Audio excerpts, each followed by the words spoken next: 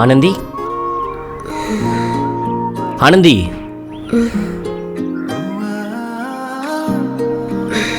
பார்த்து பார்த்து பொறுமையா எந்திரி. இந்தா. என்னங்க? புடி. என்ன யோசிக்கிற? குடிச்சு பாரு.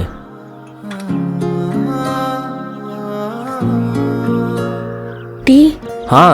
உனக்கு டீனா ரொம்ப பிடிக்கும்ல, அதான் நானே போட்டு வந்தேன். ஏங்க? இதுக்கப்புறம் உனக்கு பிடிச்ச டீயே குடி. நீ என்னம்மா குடிப்ப? நான் எப்பயுமே டீ தான் குடிப்பேன். நான் காஃபி தான்மா குடிப்பேன். இனிமே நீயும் காஃபி தான் குடிக்கணும். ஏன் அத்தை? நம்ம வீட்டில் எல்லாருமே காஃபி தான்மா குடிப்பாங்க. இந்தா.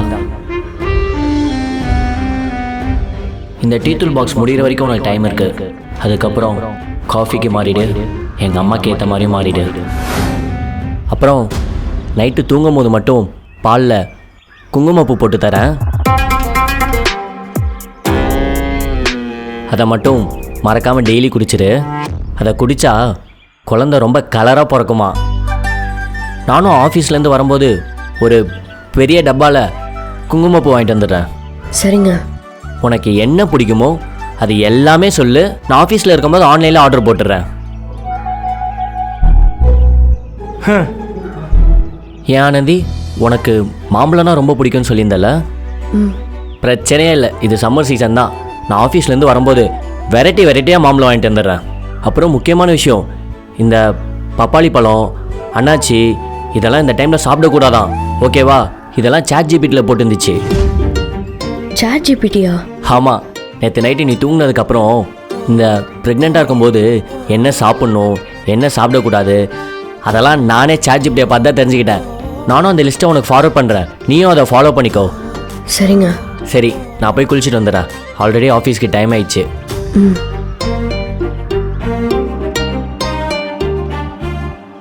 மா கவுன்சியா, அவளுக்கு அண்ணன் டீ போட்டு கொடுக்குறான். வெளியே வரட்டும், அவன் பார்த்துக்கிறேன்.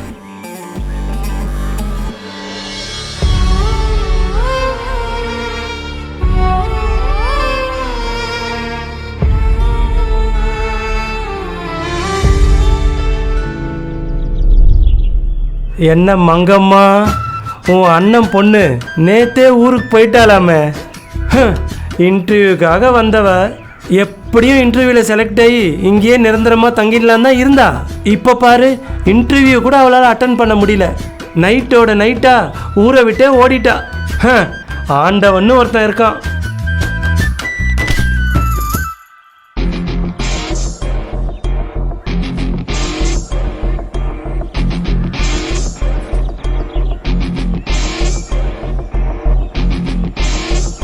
நில்லி, போதுமடி தூக்கம்?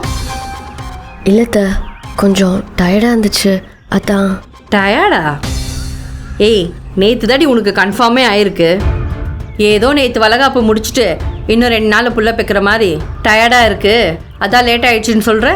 ஏன் நீ, உங்களுக்கு தெரியாதா? காலையிலே சீக்கிரமாக சாப்பிட்டா தானே அம்மாவால் டேப்லெட் போட முடியும். நீங்கள் வர வரைக்கும் ஒரு காஃபி கூட குடிக்காமல் உட்காந்துட்டு இருக்காங்க. அதான் சொல்கிறேன்ல பிரியா, டயர்டாக இருந்துச்சுன்னு.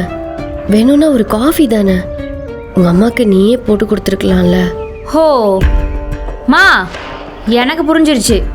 அண்ணி ப்ரெக்னெண்ட்டாக இருக்காங்கல்ல, அதனால் இனிமேல் கிச்சனில் இருக்க எல்லா வேலையும் நம்மளே பார்த்துக்கணுன்ற மாதிரி கொஞ்சம் கொஞ்சமாக மாற்ற பார்க்குறாங்க. அந்த மாதிரிலாம் எதுவுமே இல்லை பிரியா, என்னால் முடியல, டயர்டாக இருந்துச்சு, தூங்கிட்டேன். காஃபி தானே, நீயே போட்டிருக்கலாம்லன்னு சொல்ல வரேன். அதைத்தான் நானும் சொல்கிறேன். இன்னைக்கு காஃபி போட சொல்லுவீங்க, நாளைக்கு டிஃபன்னு சொல்லுவீங்க, அப்புறம் ஒரு வாரம் கழிச்சு லஞ்சு டின்னருன்னு எல்லாத்தையும் ஏன் தலையில் கட்டிடலான்னு பார்க்குறீங்க. புரியுது எனக்கு. நீங்கள் ப்ரெக்னெண்ட்டாக இருக்கீங்க, அதனால அண்ணா உங்கள் பேச்சு தான் கேட்பாரு. இனிமே எல்லாம் நீங்கள் சொல்கிறது தான், அதானே? பிரியா, இப்போ எதுக்கு தேவையில்லாமல் எதேதோ மாற்றி பேசுகிற? அண்ணி, நான் மாற்றிலாம் பேசல, நீங்கள் மாற்றணும்னு நினைக்கிறதெல்லாம் பேசிகிட்டு இருக்கேன். அதனால தான் இப்போ நீங்கள் என் பக்கம் மாற்றி பேசுகிறீங்க. இப்போ என்ன, காஃபி தானே, ஒரு 5 நிமிஷத்தில் நானே போட்டு கொடுக்குறேன். இதை நீங்கள் ஆரம்பத்திலே பண்ணியிருக்கலாம், தேவையில்லாமல் இப்படி பேசியிருக்க வேணாம்ல. போங்க, சீக்கிரம் போயிட்டு காஃபி போடுங்க.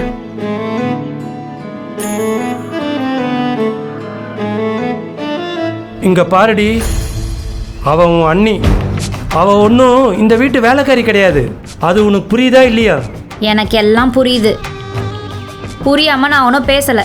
ஏய், அவள் ப்ரெக்னெண்ட்டாக இருக்காடி. இந்த மாதிரி நேரத்தில் நீ தான் அவள் கூட இருந்து அவளுக்கு கொஞ்சம் ஹெல்ப் பண்ணணும். ஹெல்ப் பண்ணணுமா? அதெல்லாம் என்கிட்ட எதிர்பார்க்காத. நீ ஹெல்ப் பண்ணலன்னு கூட பரவாயில்லடி, ஆனால் இந்த மாதிரிலாம் பண்ணாத.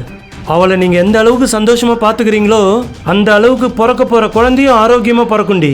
ஓ, சந்தோஷமாவா? நீ பார்த்துக்கோ சந்தோஷமா உன் மருமகளை. ம், நான் பார்த்துக்கிறேன், நீங்கள் உங்கள் வேலையை பாருங்கள்.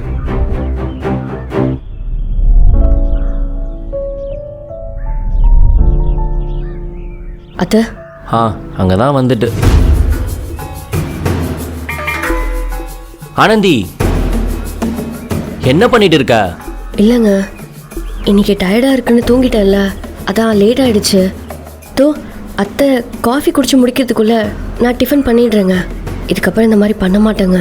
இங்கே பாரு, இதுக்கப்புறம் இந்த மாதிரி பண்ணவே பண்ணாத. புரியலங்க. ஆனந்தி, நீ பிரெக்னெண்ட்டாக இருக்க. நீ எதுக்கு இந்த வேலைலாம் பண்ணுற? இந்த மாதிரி நேரத்துலலாம் ஸ்ட்ரெயினே ஆகக்கூடாதான். இந்த வீட்டு வேலை பார்க்குறது, போய் சமைக்கிறது எதுவுமே இனிமேட் பண்ணாத. ஏன் காஃபி போடுறது கூட கிச்சன் பக்கமே போகாத. அண்ணா, அண்ணி கிச்சன் பக்கமே போகக்கூடாதுன்னா அப்போ யார் சமைக்கிறது? வேற யாரு? வேலைக்கார அக்கா தான். எனக்கு கல்யாணம் ஆகிறதுக்கு முன்னாடி வீட்டு வேலை சமைக்கிறது எல்லாமே அவங்க தானே பார்த்துக்கிட்டாங்க. அவங்கள திரும்பி கால் பண்ணி வர வச்சுக்கலாம். ஏங்க, வேலைக்கார அக்காலாம் வேண்டாங்க, இதெல்லாம் நானே பண்ணிப்பேங்க. பாரு ஆனந்தி, இதுக்கு முன்னாடி நீ சொன்னது எதுவுமே நான் கேட்டதில்லை. ஆனால் இனிமேட்டு நீ சொல்கிறது எல்லாத்தையுமே நான் கேட்குறேன். அதே மாதிரி நான் சொல்கிறதும் கொஞ்சம் கேளு. இனிமேட்டு எந்த வேலையும் பண்ண வேணாம். அதெல்லாம் வேண்டாங்க, எனக்கு இதெல்லாம் ஒரு கஷ்டமாவே தெரியாதுங்க. பார்க்குற எனக்கு கஷ்டமாக இருக்கும்ல. நீ சொல்கிறது கரெக்டு தான் அருண். உங்கள் அம்மா இப்படி தான் மாசமாக இருக்கும்போது ஒரு வேலை செய்ய மாட்டா. அவளை சுற்றி இருந்த எல்லாருமே அவளை அப்படி பார்த்துக்கிட்டாங்க. அவளை குடித்த டம்ளரை கூட நகர்த்தி வைக்க விட மாட்டேன், அப்படி பார்த்துக்கிட்டோம் அவளை. அதனால தான் உங்கள் அம்மா 1க்கு 3 பிள்ளைகளை பெற்று ஆரோக்கியமாக வளர்த்தா. கொஞ்சம் யோசிச்சு பாரு, எந்த வீட்டிலடா புள்ளதாச்சி பொண்ணெல்லாம் வேலை பார்க்க விடுவாங்க? அதையும் மீறி வேலை பார்க்க விட்டா அதுங்கெல்லாம் மனசாட்சி இல்லாதவங்க தானடா அர்த்தம். அந்த மாதிரிலாம் உங்கள் அம்மாவை பார்த்துக்கிட்டதால தான் நீங்களாம் அவ்வளோ ஆரோக்கியமாக பிறந்தீங்க. ஆமாப்பா, நான் கூட நேற்று நைட்டெல்லாம் நெட்டில் சாட்ஜிபிட்டில் ப்ரெக்னெண்ட்டாக இருக்கவங்களாம் என்ன பண்ணணும் என்ன பண்ணக்கூடாது எல்லாம் பார்த்துட்டு இருந்தேன். அதெல்லாம் ஃபாலோ பண்ணாதான் குழந்தை நல்லா ஆரோக்கியமாக பிறக்குமாமே. இங்கே பாரு பிரியா, நீ இன்றைக்கே வேலைக்காரக்கா கால் பண்ணி வர சொல்லிடு. மார்னிங் டிஃபன் மட்டும் நான் எல்லாருக்கும் ஃபுட்டு ஆன்லைனில் ஆர்டர் பண்ணிடுறேன். ஆஃப்டர்நூன்லேருந்து அவங்களே பண்ண சொல்லு, புரியுதா? ம், சரிம்மா, நான் ஆஃபீஸ் போயிட்டு வரேன். சரிடா. ஆனந்தி, நான் திரும்பவும் சொல்கிறேன், இந்த வீட்டில் நீ எந்த வேலையும் பண்ணக்கூடாது, புரியுதா? சரிப்பா, நான் டேய் இருடா, அப்படியே போகிறப்போ பக்கத்து தெருவில் இருக்க கோவிலில் என்ன கொஞ்சம் இறக்கி விட்டுடா. ரொம்ப நாள் வேண்டுதல் இப்போ தான் நிறைவேறி இருக்கு. அதான் கோயிலுக்கு போயிட்டு ஒரு அர்ச்சனை பண்ணிட்டு அந்த முருகனுக்கு ஒரு மாலையை சாத்திட்டு வரலான்னு நினைக்கிறேன்டா. சரிப்பா, வா போகலாம். ஆ,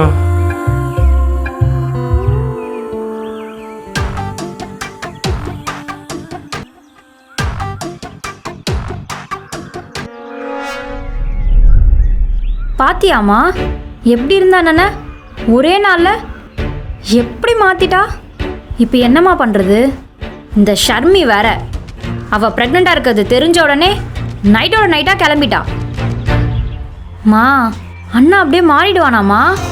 அப்போ என் கல்யாணத்துக்குலாம் யார்மா செலவு பண்ணுறது? ஏதாவது ஒன்று பண்ணணுமா? நான் என்னென்னமோ பிளான் பண்ணி வச்சுருந்தேன். எப்படியும் அண்ணன் இவரை டிவோர்ஸ் பண்ணிடும், ஷர்மியை கல்யாணம் பண்ணிடும். ஷர்மி கண்டிப்பாக 50-60 பவுனுக்கு மேலே போட்டு வருவா. அதில் பாதிய நான் எப்படியாவது பேசி உஷார் பண்ணிட்டேனா, அதுக்கப்புறம் நானும் வெயிட்டாக ஒரு பையனை பார்த்து கல்யாணம் பண்ணிட்டு லைஃப் ஃபுல்லாக எந்த வேலையும் செய்யாமல் தோ இப்போ இங்கே இருக்கேனே, இப்படியே அப்படியே ராணி மாதிரி வாழலான்னு பார்த்தா இவ இப்படி ப்ரெக்னென்ட் ஆயிட்டா. ஷர்மியும் போயிட்டா, அண்ணனும் ஒரே நாளில் அப்படியே மாறிட்டான். இப்போ அந்த வேலைக்காரி வரலனா எல்லா வேலையும் என்ன பண்ண வச்சிருவான் அவன். எப்படிம்மா பாத்திரம்லாம் கழுவணும், எனக்குலாம் எதுவுமே சமைக்க தெரியாது. மா ஏதாவது பண்ணுமா? இருடி, ப்ரெக்னென்ட் தானே ஆயிருக்கா, இன்னும் புள்ள பெற்றுக்கலையே. நான் பார்த்துக்கிறேன்டி, நான் சொல்கிற மாதிரி மட்டும் பேசு. இப்போ அவள் வருவாள்ல.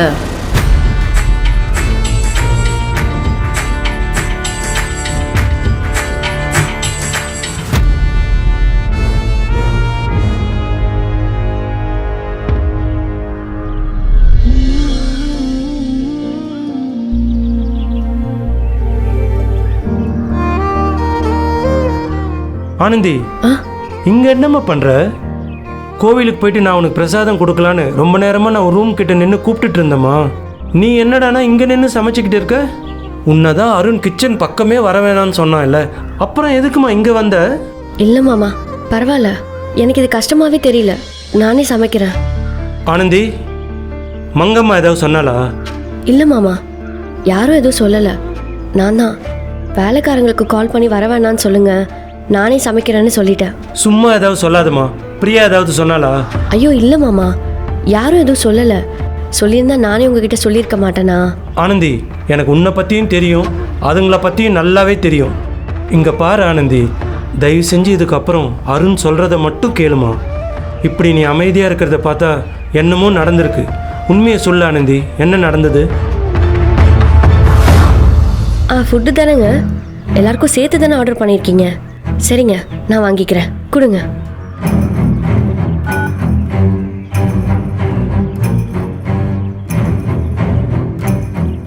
அத்தை, அவர் டிஃபன் ஆர்டர் பண்ணது வந்துருச்சு, சாப்பிடலாம். ம்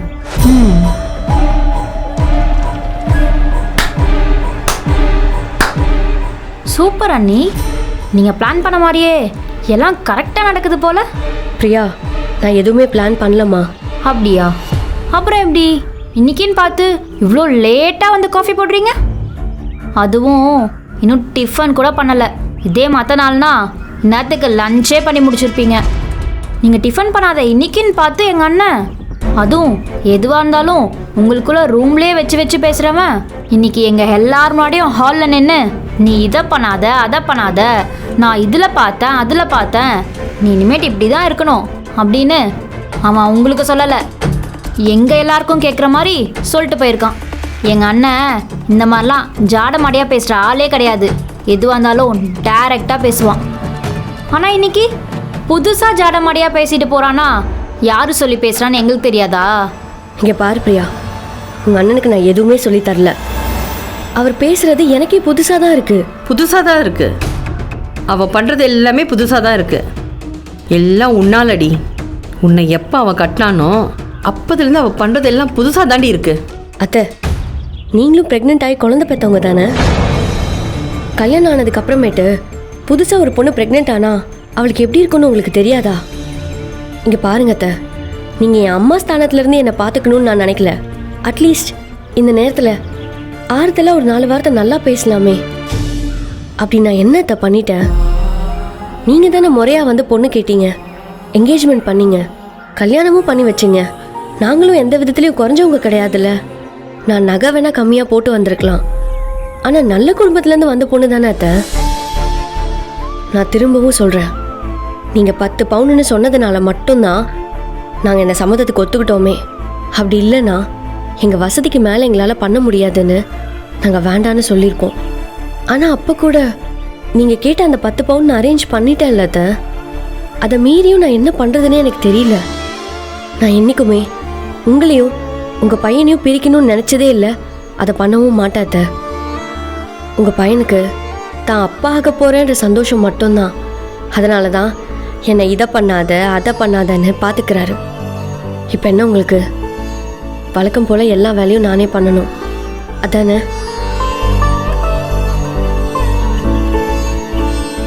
நான் பண்ணுறத. ஐயோ, அதெல்லாம் வேண்டாமா. அப்புறம் என் புள்ள வந்த உடனே உங்கள் அம்மா அதை பண்ண சொன்னா, உன் தங்கச்சி இதை பண்ண சொன்னான்னு அது இது சொல்லி என் பையனை என் பக்கமே திருப்பி விட்டுருவேன். கரெக்டுமா.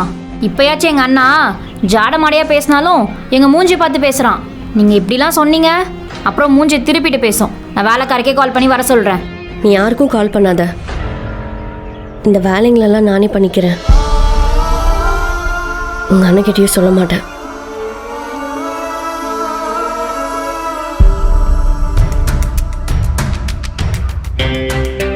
எப்படியா? எப்படிடி? வேற லெவல்மா. ஏசியை போட்டு நிம்மதியாக தூங்குவேன். எனக்கு அப்போவே தெரியுமா இந்த மாதிரி தான் இதுங்க ஏதாவது ஒன்று பண்ணுன்னு. நீ ஏமா அதுங்க பேச்செல்லாம் கேட்குற? இதுக்கப்புறம் அருண் சொல்கிறத மட்டும் கேளுமா. மாமா, எனக்கும் அதான் ஆசை மாமா. ஆனால் அப்படி என்னால் பண்ண முடியாது. என்னால் என் புருஷனுக்கு அந்த பேர் வாங்கி கொடுக்க முடியாது. பொண்டாட்டி பேச்சை கேட்டு மாறிட்டான். அப்பா அம்மாவை கண்டுக்கிறதே இல்லை. பொண்டாட்டியோட சந்தோஷத்துக்காக அம்மாவை கஷ்டப்படுத்துகிற பையன். நான் ப்ரெக்னென்ட் ஆகி முழுசாக ஒரு நாள் கூட ஆகலை மாமா. அதுக்குள்ளே இந்த குழந்தைய எப்படிலாம் பேசுகிறாங்க தெரியுமா? எப்போ என் வயிற்றில் இந்த குழந்தை உருவாக ஆரம்பிச்சதோ அப்பத்துலேருந்தே அவங்க பையன் மாற ஆரம்பிச்சிட்டான். இந்த குடும்பத்தில் என்னென்னவோ நடக்க ஆரம்பிச்சிருச்சு. அவங்க பையனை நான் பிரித்து கூட்டு போயிடுவேன்னு என்னென்னமோ பேச ஆரம்பிச்சிட்டாங்க மாமா. அவங்க பேசுகிறத கேட்குறத விட இது கஷ்டம்லாம் இல்லை மாமா. நீங்கள் தயவு செஞ்சு அவர்கிட்ட எதுவுமே சொல்லாதீங்க. நான் இதை வேற மாதிரி அவர்கிட்ட சொல்லிக்கிறேன். நான் திரும்பவும் சொல்கிறேன் ஆனந்தி, அருண் பேச்சை மீறி நீ இப்படி பண்ணுறது ரொம்ப தப்புமா.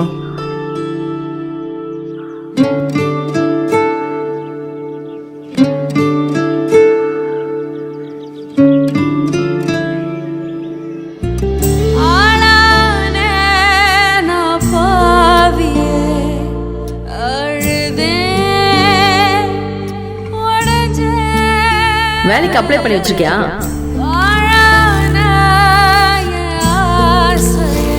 குப்பையில போடு.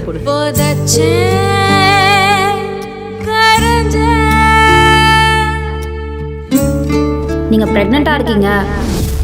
இந்த மாதிரி நேரத்துலலாம் ஸ்ட்ரெயினே ஆகக்கூடாதா? வழக்கம் போல் எல்லா வேலையும் நானே பண்ணணும். நான் பண்ணுறத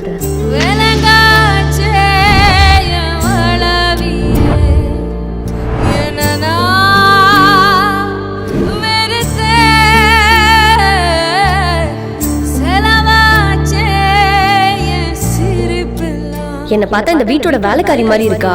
என் பையனுக்கு ஒரு புள்ளிய பெத்து கொடுக்க வக்கு இல்ல. வேலைக்காரி மாதிரி தான் இருக்கு. காலையில் தான் கன்ஃபார்ம் ஆச்சுங்க. இதை பாரு ஆனந்தி, இதுக்கப்புறம் நீ வீட்டில் எந்த வேலையும் பண்ணக்கூடாது.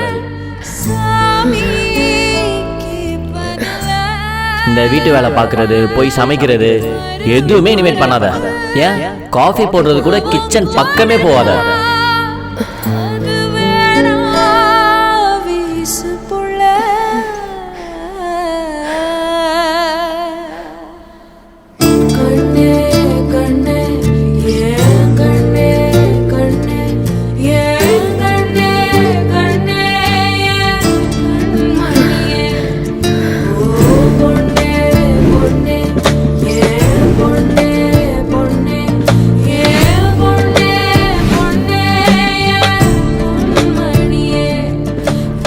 முடியல, டயர்டா இருந்துச்சு, தூங்கிட்டேன். எல்லாத்தையும் தலையில கட்டிடலான்னு பாக்குறீங்க. எல்லாம் உன்னாலடி. ஆனந்தி, நீ பிரெக்னெண்டா இருக்க. அதனால அண்ணா உங்க பேச்சு தான் கேட்பாரு. எனக்கு இதெல்லாம் ஒரு கஷ்டமாவே தெரியாதுங்க. பாக்குற எனக்கு கஷ்டமா இருக்கும்ல.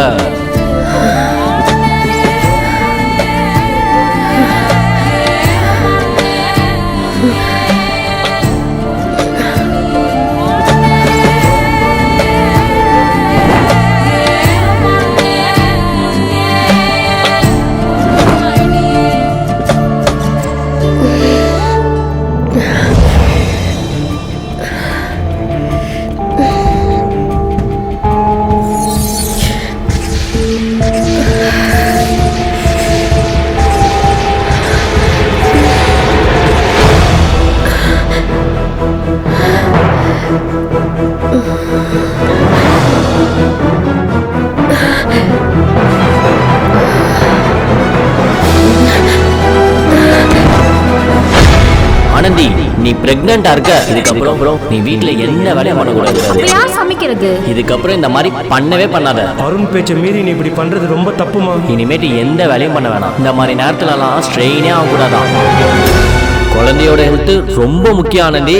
அதனாலதான் நான் திரும்ப திரும்ப சொல்றேன்.